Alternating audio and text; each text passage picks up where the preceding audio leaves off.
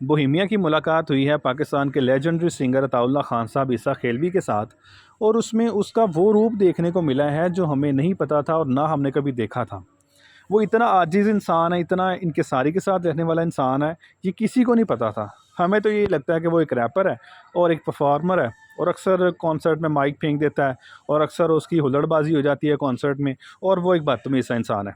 लेकिन जब वो खान साहब से मिला, उसने उनके घुटने पकड़े और उनके पाँव छुए, और उसके बाद उनकी गोद में सर रख के गाने सुनता रहा, रोता रहा बच्चों की तरह। और फिर ये बड़ी अजीब चीज़ मुझे पता चली है कि वो प्रॉपर क्लासिकल ट्रेंड सिंगर है। अब ये मुलाकात हुई कहाँ पे है और क्यों उसने मुलाकात की है, ये बताता हूँ आपको, लेकिन अगर आप चैनल को सब्सक्राइब कर देंगे तो बहुत शुक्रिया।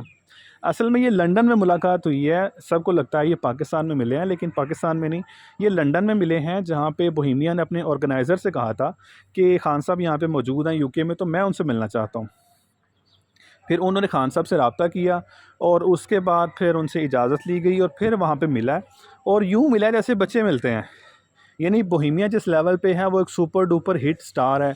पूरी दुनिया में उसको जाना पहचाना जाता है, और पूरी दुनिया में वो परफॉर्म कर चुका है। उसके बावजूद वो खान साहब के वो गोडे पकड़ के वो बैठा हुआ था और उनसे गपशप कर रहा था, इतनी आजिज़ी के साथ, इतनी इनकिसारी के साथ। हालांकि उसको ज़रूरत नहीं है किसी किस्म के ऐसे फ़ेम की या किसी से काम मांगने की, लेकिन ये अदब और ये एहतराम ये जो था वो जेन्युइन था। फिर ये चीज़ मुझे देख के बड़ी हैरानगी हुई कि उसने खान साहब का हारमोनियम इजाज़त लेने के बाद बजाया, और यूँ बजाया जैसे प्रो लेवल का कोई बंदा ट्रेंड बजाता है।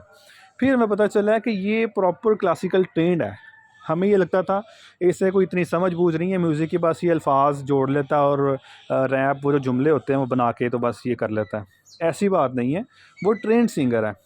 अच्छा, फिर सबसे बड़ी चीज़ मुझे ये बड़ी अच्छी लगी उसकी, कि उसने एक पैगाम दिया है, जो नई जनरेशन है ना, उसको एक पैगाम दिया है कि बाअदब बामुराद और बेअदब बेमुराद। हमारे यहाँ क्या होता है, जिसका एक गाना हिट हो जाता है ना, वायरल हो जाता है, फिर वो किसी इंसान को इंसान ही नहीं समझता, उसको लगता है बस अब मैं ही हूँ। लेकिन उसने बताया कि अदब पहला करीना है मोहब्बत के करीनों में। जब उसने खान साहब से कहा ना कि आप मुझे वो सुना सकते हैं कि दिल लगाया था दिल लगी के लिए, तो जब खान साहब वो अपनी गज़ल गा रहे थे, तो वो यूँ बच्चों की तरह रो रहा था उनकी गोद में सर रख के। तो मुझे ये चीज़ बड़ी अच्छी लगी, और मैंने सोचा कि आपसे मैं ज़रूर ये बात शेयर करूं कि आजिज़ी दुनिया में सबसे अच्छी चीज़ है। अगर आप आजिज़ रहेंगे तो कामयाब रहेंगे। जाते रहते चैनल को अगर सब्सक्राइब कर देंगे तो बहुत शुक्रिया। अल्लाह हाफ़िज़।